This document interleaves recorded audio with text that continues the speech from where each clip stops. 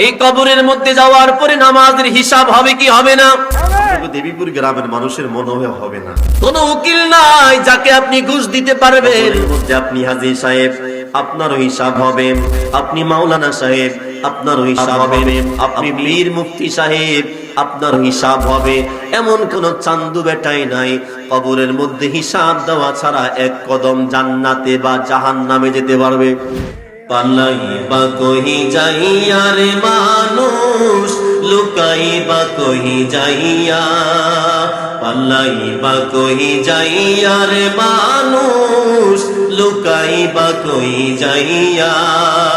আজরাইলা সিয়াজ দিন, আজরাইলা সিয়াজ দিন, বান্দিবে কষিয়ারে জগৎ স্বামীর ঘরে যাইতে হবে রে তোমায় জগৎ।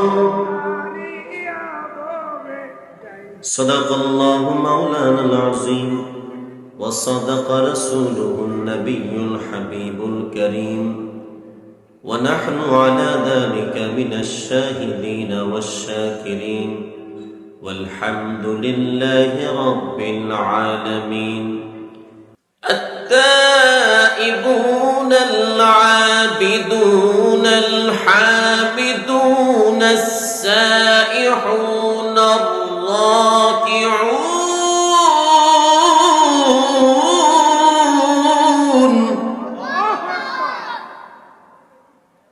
الراكعون الساجدون الآمرون بالمعروف والناهون.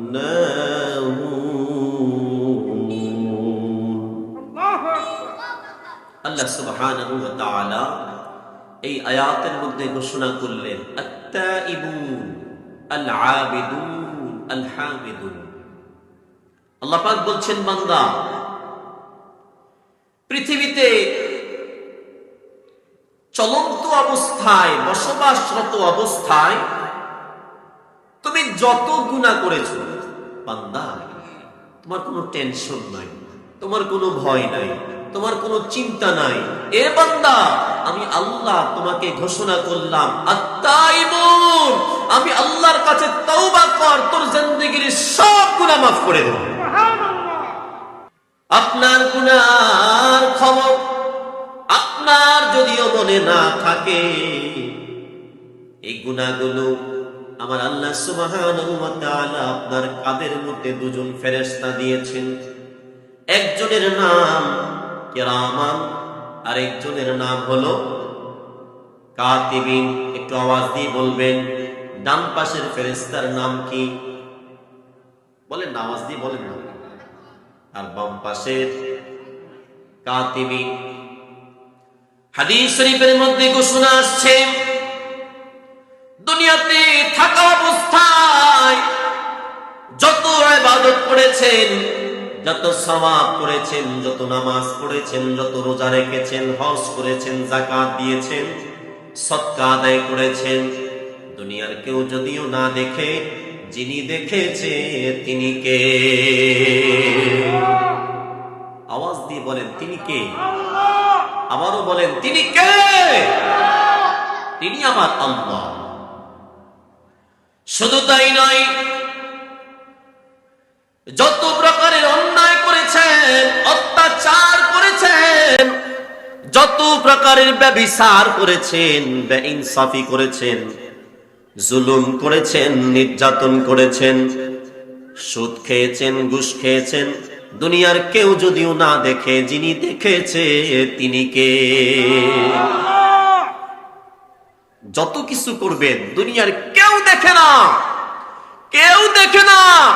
ছেলেও দেখলো না, মেয়েও দেখলো না, বিবিও দেখলো না, মায় দেখলো না, বাবাই দেখলো না, কিন্তু সবার কাছ থেকে লুকাইতে পারবেন, জিনার কাছ থেকে লুকাইতে পারবেন না। উচ্চ আওয়াজে বলুন, তিনি কে? হাদিস শরীফের মধ্যে রয়েছেন, আমার আল্লাহ সুবহানাহু ওয়া তাআলা ঘোষণা করলেন, বান্দারে,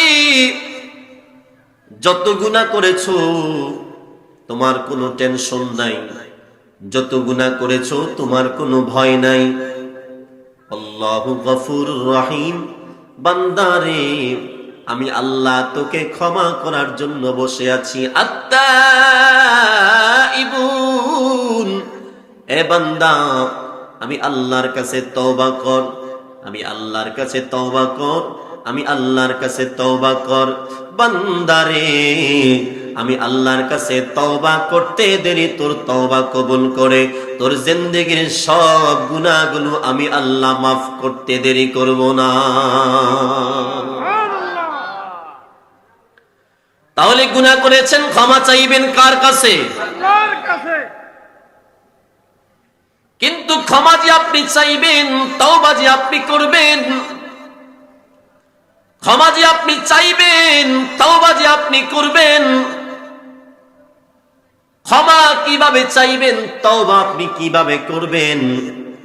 আমার আল্লাহ সুবহানাহু ওয়া তাআলা কুরআনুল কারীমের মধ্যে আত্তাইবুন এরপরে বলতেছেন আল-আবিদুন, আল্লাহু আকবার।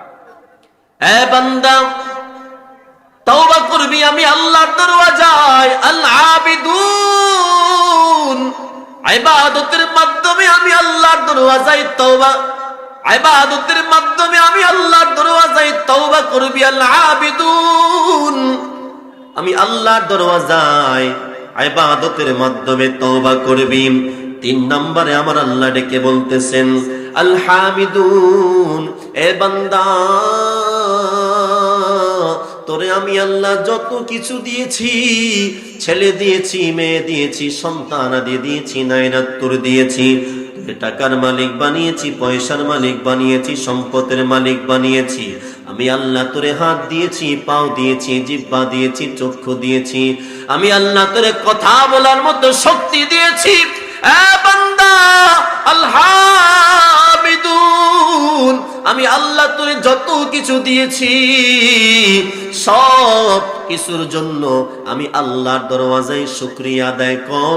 এই যে এখানে বসতে যেহেতু পেরেছেন শুকরিয়া আদায় করছেন। দুনিয়ার কেউ যদিও খুশি না হয়, যিনি খুশি হয়েছেন তিনি কে? আমার আল্লাহ বলতেছে বান্দা তওবা কর, আমি আল্লাহর দরওয়াজায় তওবা কর, আমি আল্লাহ তোর তওবা কবুল করব রে বান্দা। তবে ইবাদতের মাধ্যমে তোকে তওবা করা লাগবে। তোকে যাহা দিয়েছি এই শুকরিয়া আদায় করার মাধ্যমে তোকে তওবা করা লাগবে। আস-সাইহুন আর-রাকিউন, বান্দারে তুই যখন নামাজের মধ্যে দাঁড়াইবি, নামাজের মধ্যে দাঁড়ানোর পরে তুই যখন নামাজের মধ্যে দাঁড়াইয়া তাকবীরে তাহরিমা বলার পর আল্লাহু আকবার, আমি আল্লাহ সবচাইতে বড় বলেন কানের লতির মধ্যে হাতটা লাগাইয়া আল্লাহু আকবার বলে হাত যখন তুই বেঁধে ফেলোস, তুই যখন সূরা ফাতিহার সাথে সূরা মিলাইয়া রুকুর মধ্যে যাওয়ার পরে মাথাটা যখন নিচের দিকে দিয়া পড়তেছস, সুবহান রাব্বিয়াল আযীম,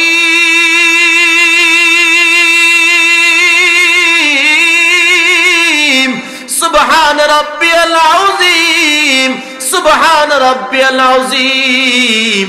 বান্দা তুই রুকু থেকে উঠার পরে বলতেছস সামিআল্লাহু লিমান হামিদা, রব্বানা লাকাল হামদ, হামদান কাসীরান তাইয়িবান মুবারাকান ফি। বান্দা তুই যখন রুকু থেকে উঠার পরে আমি আল্লাহর দরওয়াজায় ফরিয়াদ করিয়া আবার যখন আল্লাহু আকবার বলে সিজদার মধ্যে যাইয়া, আল্লাহু আকবার বলে সিজদার মধ্যে যাইয়া নাকটারে মাটির মধ্যে লাগাইয়া, কপালটারে মাটির মধ্যে লাগাইয়া তুই যেই সময় বলেস সুবহান রাব্বিয়াল আলা, সুবহান রাব্বিয়াল আলা, সুবহান রাব্বিয়াল আলা, বান্দারে আমি আল্লাহ ঘোষণা করে দিলাম, সিজদায় যাওয়ার পর সুবহান রাব্বিয়াল আলা, সুবহান রাব্বিয়াল আলা বলার পরে আমি আল্লাহ তোরে জানায় দিলাম, এই সিজদা থেকে মাথা উঠানোর আগে আমি আল্লাহ সিজদার ভিতরে তোর জিন্দেগীর গুনাহগুলো মাফ করে দিলাম। তাহলে ভাইরা আমার, এই সিজদা দিলে কে খুশি হয়? আওয়াজ দিয়ে বলেন, কে খুশি হয়? সিজদা দিলে আমার আল্লাহ খুশি। আপনার শরীরের মধ্যে হাত আছে, হাত আপনার কাজের জন্য। আল্লাহ পাক পাও দিয়েছেন, পাও আপনার কাজের জন্য। জিহ্বা দিয়েছেন আপনার কাজের জন্য, চক্ষু দিয়েছেন আপনার কাজের জন্য, শরীরের সব অঙ্গ প্রত্যঙ্গ দিয়েছেন আপনার নিজের কাজের জন্য। কিন্তু এই 4 আঙ্গুলওয়ালা কপাল আল্লাহ পাক রব্বুল আলামিন আল্লাহর জন্য রেখে দিয়েছেন। আল্লাহ পাক ডাক দিয়া বলতেছে, বান্দারে, যারা এই 4 আঙ্গুল কপাল দিয়া মাটির মধ্যে ঠেকাইয়া আমি আল্লাহর দরওয়াজায় সিজদা দিবে, এ বান্দা, তুমি যখন সিজদার মধ্যে পড়বা সুবহান রাব্বিয়াল আলা, 1 বার 2 বার 3 বার 4 বার 5 বার 6 বার 7 বার তুমি সিজদার মধ্যে সুবহান রাব্বিয়াল আলা বলতে দেরি, আমি আল্লাহর আরশের মধ্যে কম্পন সৃষ্টি হয়ে যায়। আল্লাহ পাক রব্বুল আলামিন জিজ্ঞাসা করেন, হে আরশ, তোরা কেন কাঁপাকাঁপি করস? আরশ ডেকে বলে, আল্লাহ, আপনার বান্দা সিজদার মধ্যে সিজদার মধ্যে সিজদার মধ্যে আপনাকে বলতেছে সুবহান রাব্বিয়াল আলা।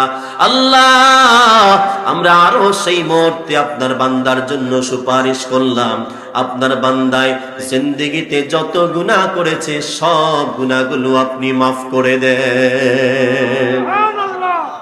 তাহলে ভাইরা আমার, নামাজ পড়ার দরকার আছে না নাই? এমন কোন পীর নাই, এমন কোন মুফতি নাই, এমন কোন মুহাদ্দিস নাই, শাইখুল হাদিস নাই বলতে পারবে নামাজ ছাড়া জান্নাতে যেতে পারবে? বলতে পারবে? নামাজ ছাড়া জান্নাতে যাওয়ার কারো ক্ষমতা আছে? আল্লাহ সুবহানাহু ওয়া তাআলা রাসূলের মাধ্যমে হাদিস শরীফের মধ্যে জানায়া দিয়েছেন, মিফতাহুল জান্নাতিস সালাহ, নামাজ বেহেশতের চাবি। নামাজ কিসের চাবি? আমার ভাইরা আমার, এই নামাজের জন্য আল্লাহর কাছে জবাবদেহি করা লাগবে। এই নামাজের জন্য আল্লাহর কাছে জবাবদেহি করা লাগবে। দুনিয়ার এমন কোন মানুষ নাই আপনি বলতে পারবেন, হুজুর, আমার জীবনে মরণ হবে না? বলতে পারবেন? এমন কেউ আছে বলতে পারবেন, হুজুর, আমার জীবনে কোনোদিন মরণ হবে না, আমি আজরাইলের সাথে কন্ট্যাক্ট করে এসেছি? এমন কেউ আছেন? বলতে পারবেন? তাহলে সবাই কি? সবাই মরণশীল। এই কবরের মধ্যে যাওয়ার পরে নামাজের হিসাব হবে কি হবে না? আপনাকে দেবীপুর গ্রামের মানুষের মনে হবে না, কারণ আপনাকে আওয়াজে বোঝা যায়, হুজুর, আমরা তো আল্লাহর সাথে কন্ট্যাক্ট করে আসছি, আমাকে কোনো হিসাব নিকাশ নাই। ঠিক নেই? বলেন, নামাজের জন্য আপনার হিসাব দেওয়া লাগবে কি লাগবে না? ভাইরা আমার, আমার আল্লাহ সুবহানাহু ওয়া তাআলা আমার রাসূলের মাধ্যমে জানায় দেয়, আপনি কবরের মধ্যে যাওয়ার পরে আপনাকে নামাজের জন্য হিসাব দেওয়া লাগবে, রোজার জন্য হিসাব দেওয়া লাগবে। দুনিয়াতে অপরাধ করেছেন, অন্যায় করেছেন, অত্যাচার করেছেন, ট্রাইব্যুনালের মধ্যে আপনার জন্য মামলা হয়েছে, কিন্তু উকিলকে ঘুষ দিয়ে আপনি ওকালতি নামা, উকিলকে ঘুষ দিয়ে প্রেসকারের কাছে যাইয়া প্রেসকারে কিছু ঘুষ দিয়া মামলার ডেট পিছায়া দিতে পারবেন, অথবা উকিলকে ঘুষ দিয়া উভয় পক্ষের উকিল, আপনার পক্ষে যে উকিল, আপনার বিপক্ষে যে উকিল, ওই বিপক্ষের উকিলে ঘুষ দিলে কোন রকম মামলা আপনার পক্ষে চলে আসবে। কিন্তু ভাইরা আমার, হাসরের ময়দানে অন্ধকার কবরে কোন উকিল নাই যাকে আপনি ঘুষ দিতে পারবেন। ঘুষ দেওয়ার মতো কোন রাস্তা কবরে? এই কবরের মধ্যে আপনি হাজী সাহেব, আপনারও হিসাব হবে, আপনি মাওলানা সাহেব, আপনারও হিসাব হবে, আপনি হাফেজ সাহেব, আপনারও হিসাব হবে, আপনি পীর মুফতি সাহেব, আপনারও হিসাব হবে। এমন কোন চান্দু বেটাই নাই কবরের মধ্যে হিসাব দেওয়া ছাড়া এক কদম জান্নাতে বা জাহান্নামে যেতে পারবে? আছে? না ভাইরা আমার আল্লাহ সুবহানাহু ওয়া তাআলা ডেকে বলতেছে, বান্দারে তুমি কবরের মধ্যে যাওয়ার পর তোমার কবরের মধ্যে আমি আল্লাহ দুজন ফেরেশতা পাঠিয়ে দিব। এক নাম্বার ফেরেশতার নাম হলো মুনকার, দ্বিতীয় নাম্বার ফেরেশতার নাম হলো মুনকার নাকির। দুইজন ফেরেশতা আপনার কবরের মধ্যে আসবে, আপনাকে জিজ্ঞাসা করবে মার রাব্বুকা, তোমার রব কে, ওমান দীনুকা, তোমার দিন কি। নবীকে জিজ্ঞাসা করবে তোমার নবী কে ছিল, তোমার ইসলাম কি ছিল, এগুলো জিজ্ঞাসা করবে। কিন্তু কোন ফেরেশতাই জিজ্ঞাসা করবে না আপনি কোন দল করে পৃথিবী থেকে আসছেন। জিজ্ঞাসা করবে? না ভাইরা আমার, যখন আপনি নামাজি পাক্কা হবেন, রোজায় পাক্কা হবেন, নামাজে আপনি যখন পাক্কা হবেন, রোজায় আপনি যখন পাকা পুত্র হয়ে যাবেন, তখন আপনার জবান দিয়ে অটোমেটিকলি বের হয়ে যাবে মার রাব্বুকা, আমার রব কেউ নয়, আমার রব আমার আল্লাহ। ওমান দীনুকা, আমার দিন ইসলাম। আমার নবিয়ুকা, আমার নবী অন্য কেউ নয়, মুহাম্মদ সাল্লাল্লাহু আলাইহি ওয়াসাল্লাম। ভাইরা আমার, কবরের মধ্যে আপনাকে প্রশ্ন করার পরে নামাজের জন্য আপনাকে জিজ্ঞাসা করা হবে, এ বান্দা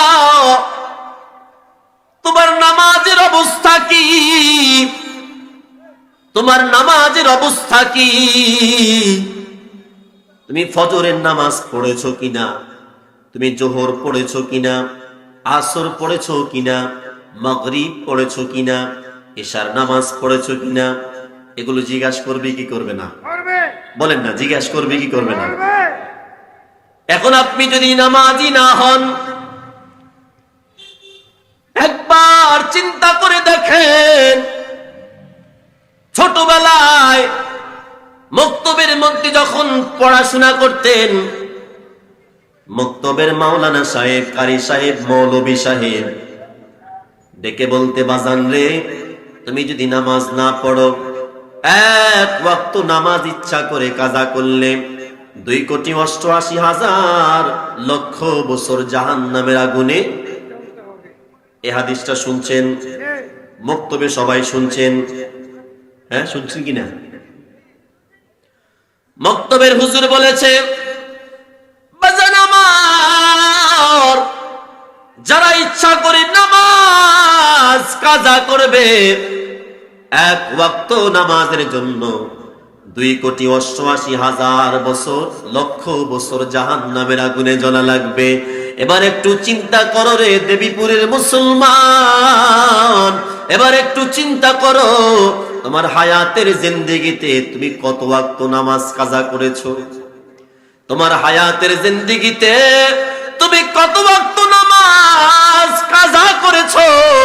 আমার আল্লাহ কয়, এক ওয়াক্ত নামাজের জন্য যদি তোমাকে 2,88,000,00,000 বছর জাহান্নামের আগুনে জ্বলা লাগে, চিন্তা করো কত ওয়াক্ত নামাজ এই জীবনে কাজা করেছো, আর কত কোটি কোটি বছর তোমাকে জাহান্নামের আগুনে জ্বলা লাগবে।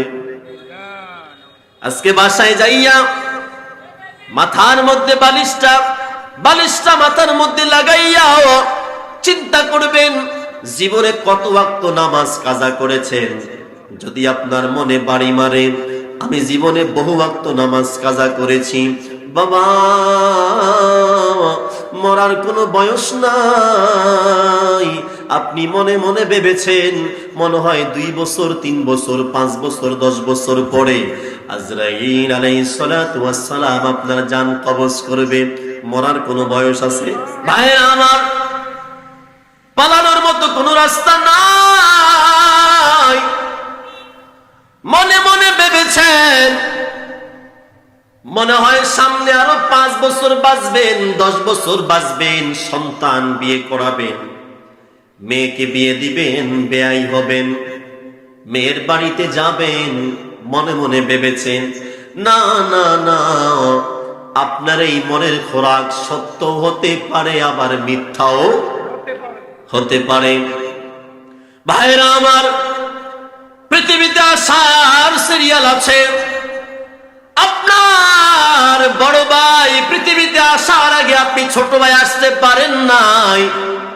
আপনার বাবা পৃথিবীতে আসার আগে সন্তান পৃথিবীতে আসতে পারে, দাদাই পৃথিবীতে আসার আগে নাতি পৃথিবীতে আসতে পারে নাই। কিন্তু বাজান, ও দেবীপুরের ভাইয়েরা, ও দেবীপুরের মা বোনেরা, একটু খেয়াল করে দেখেন, এই দেবীপুর গ্রাম থেকে আল্লাহ পাক রব্বুল আলামিন এমনও দাদার সামনে থেকে যুবক বয়সী নাতি পৃথিবী থেকে চিরবিদায় করে চলে গিয়েছেন।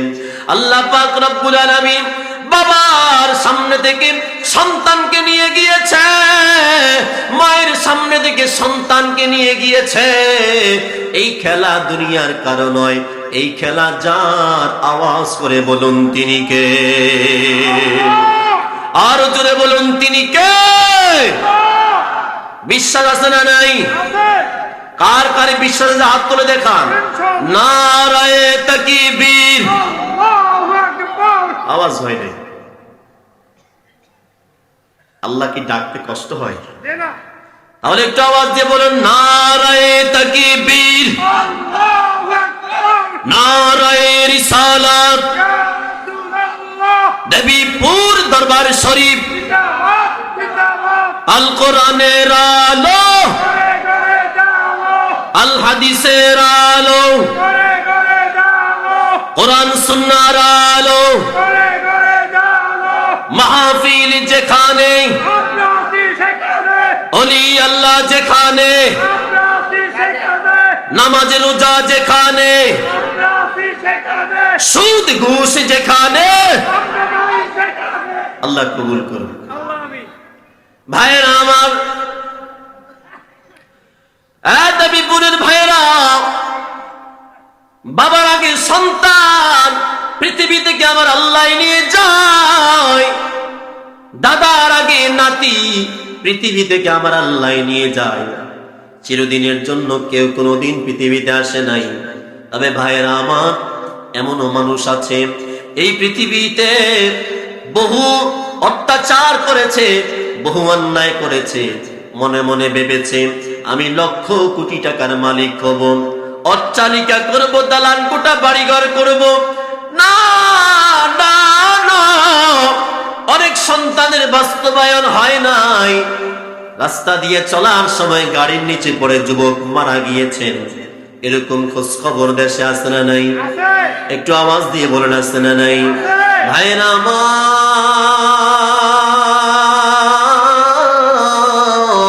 এই দুনিয়াতে যত কিছু করতেছেন সবই পেটের জন্য, হয়তো সন্তানের জন্য, না হয় মেয়ের জন্য, না হয় বেবির জন্য, না হয় মা বাবার জন্য। হ্যাঁ ভাইরা আমার,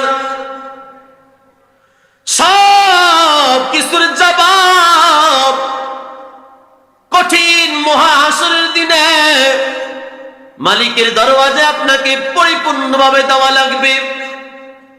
আমার আল্লাহ কুরআনুল কারীমের মধ্যে ঘোষণা করে, বান্দারে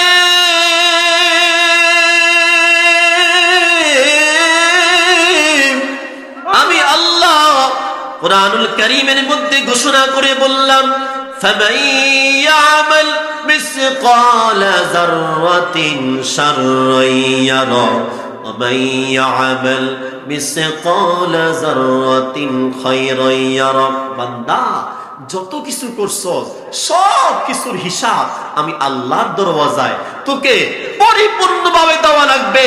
ইঞ্চি ইঞ্চি পরিমাণ হিসাব আমি আল্লাহ তোর কাছ থেকেই বুঝে নিব। তবে বান্দা, তোর কোনো টেনশন নাই, আমি আল্লাহ দরওয়াজায় এসে হিসাব দিতে পারলি না, তুই আমি আল্লাহ দরওয়াজায় বলবি, আল্লাহ 2015 সালে কি কি করেছি আল্লাহ আমার মনে নাই, আল্লাহ আমার মনে নাই। আমি আল্লাহ তোরে ঘোষণা করে দিলাম, আমাইয়ামাল মিসকালা যাররাতিন শাররান ইয়ারা। এ বান্দা, তোর যদিও মনে না থাকে, আমি আল্লাহর কিন্তু পরিপূর্ণ মনে আছে। তুই যদি আমি আল্লাহর দরওয়াজায় পরিপূর্ণ হিসাব দিতে না পারোস, আমি আল্লাহ তোরে ঘোষণা করে দিলাম, আমি আল্লাহ তোর জিন্দেগীর সব হিসাবগুলো তোরে পরিপূর্ণ ভাবে দেখায় দিব। তাহলে বলেন, পালানোর কোন রাস্তা আছে? না হ্যাঁ, পালানোর কোনো রাস্তা আছে? না কোন রাস্তা নাই। আপনি যেই দল করেন, যেই নেতার পিছনে ঘুরেন, যেই দল করেন না কেন, আপনাকে আল্লাহর দরওয়াজায় পরিপূর্ণ হিসাব দেওয়া লাগবেই লাগবে। কথা বলেন ঠিক কিনা? আল্লাহর দরওয়াজায় হিসাব দেওয়া ছাড়া মুফতি হইছেন, মুহাদ্দিস, শাইখুল হাদিস, হাফেজ, মাওলানা, ইমাম সাহেব, আল্লাহর দরওয়াজায় হিসাব দেওয়া ছাড়া কোন চান্দু বেটা আল্লাহর জান্নাতে যেতে পারবে? না অতএব কবরে আপনাকে পরিপূর্ণ প্রকারের হিসাব দেওয়া লাগবে। আমার আল্লাহ সুবহানাহু ওয়া তাআলা ঘোষণা করলেন, বান্দারে আমি আল্লাহ তোরে জানায়া দিলাম, দুনিয়াতে যত কামাই করছস, সব কামাই আমি আল্লাহ তোরে পরিপূর্ণ প্রকারের হিসাব তোরে দেখায় দিব। ভাইরা আমার, বন্ধুরা রে আমার, আপনার সন্তান কামাই করতেছে, মনে রাখবেন, এই সন্তান কামাই করা অবস্থায় যদি মা বাবাকে কোনো মাসে টাকা পয়সা একটু ভালো দেয়, মা বাবায় সন্তানের জন্য কি করে? ও কথা কয় না। আপনার ফুতে যদি আপনার ভালো টাকা পয়সা দেয়, আপনি আপনার ফুতের লেগে কি করেন? হ্যাঁ, দোয়া করেন। কি করেন? দোয়া করেন।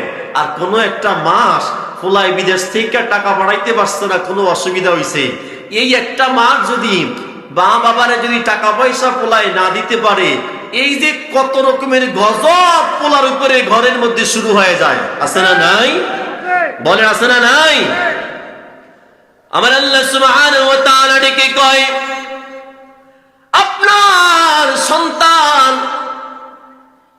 কামাই যখন করে, তখন যেমন করে আপনি সন্তানের জন্য দোয়া করেন, সন্তানের খারাপ অবস্থা যখন যায়, তখন যদি মা বাবাই সন্তানের জন্য দোয়া করে, দুনিয়ার হুজুরদের দোয়া মিস হতে পারে, কিন্তু মায়ের দোয়া জীবনে কোনোদিন মিস হতে পারে না কথা বলেন। আমার ভাইয়েরা, কবরের মধ্যে যাওয়ার পরে আপনাকে সব হিসাব দেওয়া লাগবে। দুনিয়াতে কোন সময় কি করেছেন, সব হিসাব আল্লাহর দরওয়াজায় দেওয়া লাগবে। হাদিস শরীফের মধ্যে রয়েছেন, হযরত আবু হুরায়রা রাদিয়াল্লাহু তাআলা আনহু থেকে হাদিস বর্ণিত। এটা কোন আবু হুরায়রা? কোন আবু হুরায়রা? যেই আবু হুরায়রা আমার নবীজির হাত ধরে কালিমা পড়ে মুসলমান হয়েছে, হওয়ার পরে আবু হুরায়রা মায়ের কাছে যাইতো, মা জিজ্ঞাসা করতো, কোন জায়গা থেকে আসছো? বলে, আমি যার হাত ধরে কালিমা পড়ে মুসলমান হয়েছি, আমার নবীর দরওয়াজা থেকে আসছি। এই কথা শোনার পর মা ইসলাম গ্রহণ না করার কারণে, মায় বেদিন থাকার কারণে আবু হুরায়রাকে দৈনিক বেদ দিয়ে আঘাত করত। কি করত? আঘাত তোমার আঘাত করত। হযরত আবু হুরায়রা একদিন, 2 দিন, 3 দিন সহ্য করার পরে হঠাৎ করে একদিন রাহমাতুল লিল আলামিনের দরওয়াজায় গুনগুন গুনায়া কান্না শুরু করেছে। মনে করেন, এই ময়দানের মাঝখান থেকে যদি কেউ গুনগুন করে কাঁদেন, আমার কানের মধ্যে আওয়াজ আসবে কি আসবে না? আপনি কেন কাঁদেন? অবশ্যই আমি আপনাকে জিজ্ঞাসা করব। ঠিক আবু হুরায়রা রাহমাতুল লিল আলামিনের দরওয়াজায় হাজার হাজার সাহাবীদের মাঝখান থেকে আবু হুরায়রা গুনগুন গুনগুন করে কান্না শুরু করেছে। আমার দয়াল নবীজি ডেকে কয়, সাহাবীরা রে, এই ময়দানের মধ্যে কে কাঁদে? কার কান্নার আওয়াজ শোনা যায়? সাহাবীরা এক অপরের দিকে তাকায়। আবু হুরায়রা দাঁড়ায় গেলেন। লাব্বাইক ইয়া রাসূলুল্লাহ, লাব্বাইক। ওগো দয়ার নবী, মায়ার নবী। এই ময়দানের মধ্যে অন্য কেউ কাঁদে না, আমি আবু হুরায়রা কাঁদতেছি। আমার দয়াল নবী ডেকে বলতেছে, আবু হুরায়রা রে,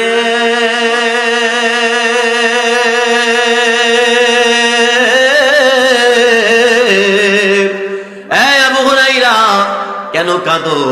আমি রাসূলের কথায় কি কোনো কষ্ট পেয়েছো নাকি? আবু হুরায়রা ডেকে বলতেছেন, ইয়া রাসূলুল্লাহ, ইয়া হাবিবাল্লাহ, আপনার কোন কথায় কোনদিন কষ্ট পাই নাই, তাহলে কেন তুমি কাঁদো? আবু হুরায়রা ডেকে বলতেছেন, ইয়া রাসূলুল্লাহ, ইয়া হাবিবাল্লাহ, আমি আপনার দরওয়াজায় আসি, আপনার হাত ধরে কালিমা পড়ে মুসলমান হওয়ার কারণে আমার মা আমার প্রতি রাগান্বিত হয়ে আছে। হুজুর, দৈনিক আপনার দরওয়াজা থেকে যাওয়ার পর মায়ের সামনে যখন যা বসি, আমার মা জিজ্ঞাসা করে, আবু হুরায়রা কোত্থেকে আসছো? আমি যখন বলি, মা, যে রাসূলের হাত ধরে কালিমা পড়ে মুসলমান হয়েছি, সেই রাসূলের দরওয়াজা থেকে আসছি, আমার মা সহ্য করতে পারে না। দৈনিক আমি আবু হুরায়রার হাতের মধ্যে মারে, পায়ের মধ্যে মারে, পিঠের মধ্যে মারে, মাথার মধ্যে মারে, চেহারার মধ্যে মারে।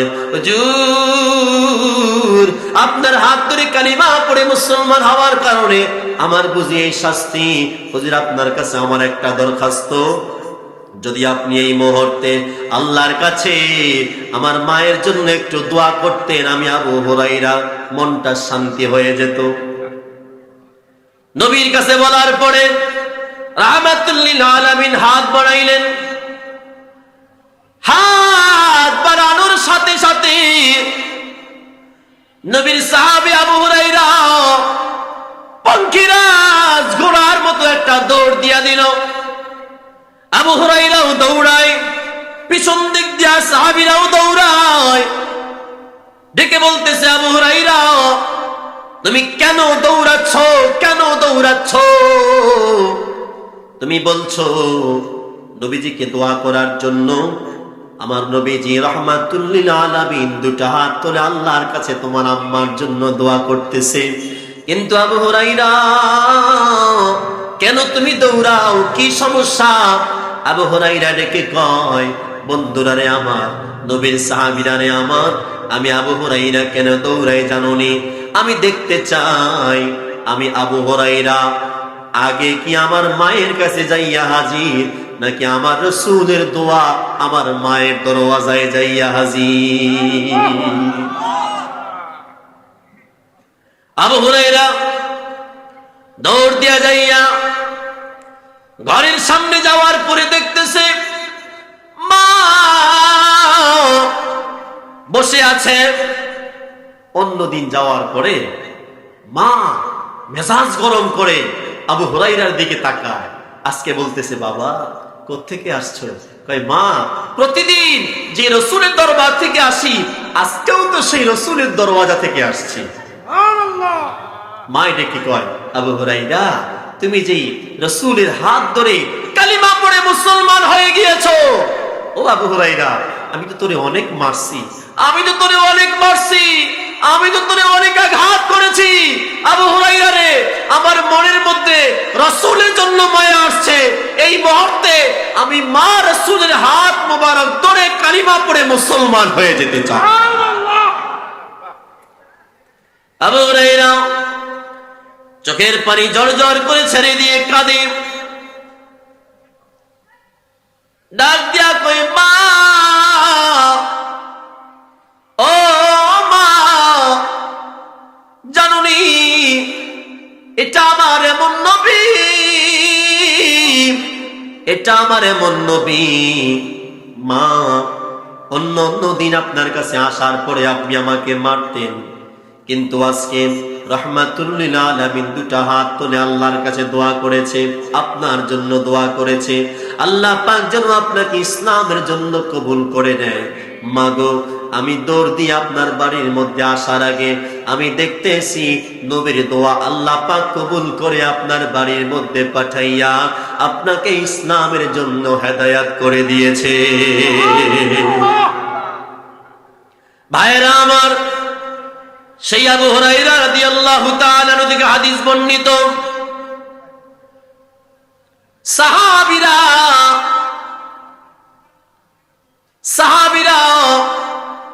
নবীর সামনে বসা, রাহমাতুল লিল আলামিন কবরের বয়ান শুরু করলেন, হাসরের বয়ান শুরু করলেন, মিজানের বয়ান শুরু করলেন, ফুলসিরাতের বয়ান শুরু করলেন। ভাইরা আমার, আজকে এই সাবজেক্ট নিয়ে ওয়াজ করার কারণ হলো, আমাকে সাবজেক্ট দিয়েছে কবর, হাসর, মিজান এবং নামাজ নিয়ে বয়ান করবেন। বন্ধুরা রে আমার, নবীজি যখন কবরের জন্য সাহাবীদের মাঝখানে কথা বলা শুরু করেছে, সাহাবীরা কবরের আযাবের ওয়াজ শোনার কারণে একজন সাহাবী ভয়ে থরথর থরথর থরথর করে কাঁপাকাঁপি করা শুরু করে দিয়েছেন। রাহমাতুল লিল আলামিন যখন হাসরের ময়দানের ওয়াজ শুরু করলেন, সাহাবীরা ময়দানের মধ্যে কাঁদতে কাঁদতে কাঁদতে কাঁদতে বেহুশ হয়ে গিয়েছে। নবীজি যখন হাসরের ওয়াজ করলেন, আবু হুরায়রা ডেকে কয়, ও মায়ার নবী, দয়ার নবী, আর সহ্য করতে পারি না। আপনি হাসরের ওয়াজ করলেন, হাসরের ময়দানটা নাকি তামার ময়দান হয়ে যাবে, হাসরের ময়দানটা নাকি তামার জমিন হয়ে যাবে। হুজুর, আপনি না বললেন হাসরের ময়দানে উম্মতগুলো নফসি নফসি নফসি নফসি বলে কাঁদা শুরু করবে। হুজুর, আপনি না বললেন হাসরের ময়দানে উম্মতের চোখের পানি কোন কোন উম্মত হাঁটুর পরিমাণ হয়ে যাবে, কারো চোখের পানি কোমর পরিমাণ হয়ে যাবে, কারো চোখের পানি বুক পরিমাণ হয়ে যাবে, আবার কেউ কেউ চোখের পানির মধ্যে সাঁতরাইতে থাকবে, আর সব মানুষগুলো নফসি নফসি নফসি বলে কাঁদা শুরু করবে। হাসরের ময়দানের মধ্যে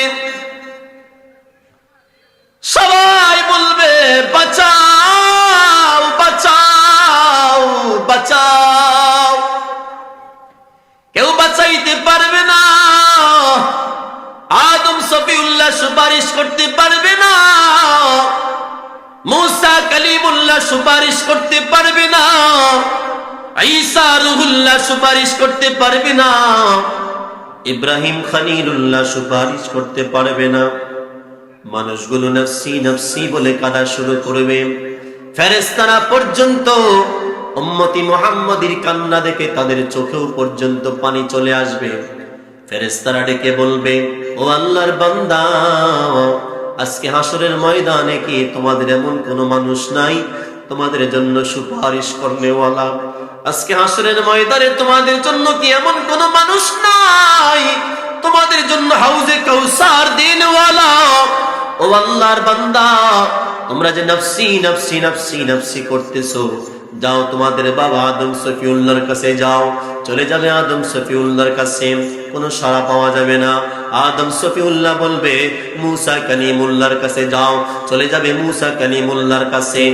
রব্বি হাবলি ইয়া উম্মতি, রব্বি হাবলি ইয়া উম্মতি। উম্মতের জন্য রাহমাতুল লিল আলামিন আল্লাহর কাছে ফরিয়াদ করতেছেন। আল্লাহ পাক রব্বুল আলামিন ডেকে বলবে, হাবিব,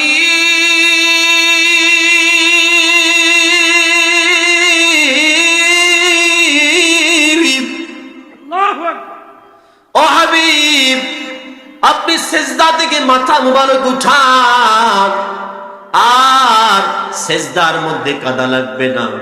এই মুহূর্তে আমি আল্লাহ ঘোষণা দিয়ে দিলাম, আপনার যে যে উম্মতকে আপনার পছন্দ হয়, আপনার উম্মতকে এই মুহূর্তে সুপারিশ করে আপনি হাবিবের যেই জান্নাতে যাবেন, একই জান্নাতের মধ্যে আপনার উম্মতকে নিয়ে চলে যান। তাহলে ভাইয়েরা আমার, হাসরের ময়দানে যিনি আমাকে আপনাকে সুপারিশ করবে তিনি কে? আমাদের নবী। তিনি কে? আমাদের নবী। আমাদের নবী। তিনি কে? আমাদের নবী। আমাদের নবী। আমাদের নবী ছাড়া আমাদের কোনো উপায়? নাই।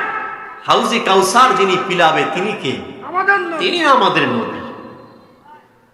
আপনাদের এই দেবীপুর গ্রামের মধ্যে মানুষ যখন মারা যায়, কবরের মধ্যে যখন দেওয়ার সময় কি কয়? বিসমিল্লাহি ওয়া আলা মিল্লাতি রাসূলিল্লাহ। এটা কি সবার জন্য কয়? হ্যাঁ, যারা রাসূলের দুশমনি করে তাদের জন্য কয়। সবার জন্য। কেন? ওরা না রাসূলের দুশমন, তো ওদের জন্য তো রাসূলুল্লাহ বলার দরকার নাই। কারণ যারা রাসূলের দুশমন, যারা একমাত্র খাঁটি রাসূলের উম্মত, রাসূল প্রেমিক, রাসূলকে যারা মানে, যারা কোরআন মানে, যারা সুন্নাহ মানে, যারা আল্লাহর হুকুম মানে, রাসূলের তরিকা মানে, তাদেরকে কবরে দেওয়ার সময় না বলবে বিসমিল্লাহি ওয়া আলা মিল্লাতি রাসূলিল্লাহ। বলে অন্য মানুষের জন্য বলার দরকার কি?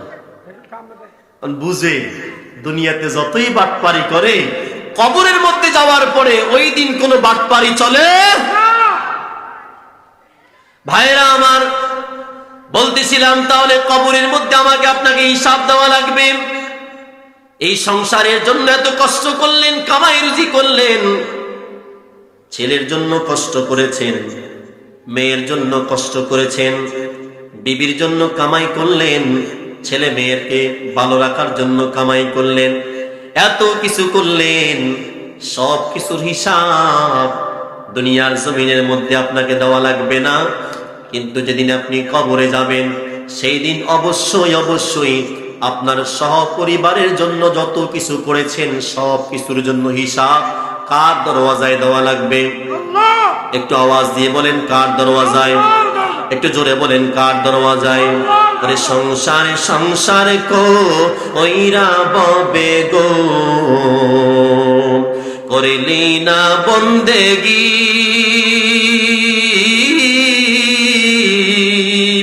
কিভাবে কাটা আইবি মনরে, ও তোর কবরের জিন্দেগি রে, ওরে জীবন গুনাই গুনাই গেলো রে, ওরে জীবন গুনাই গুনাই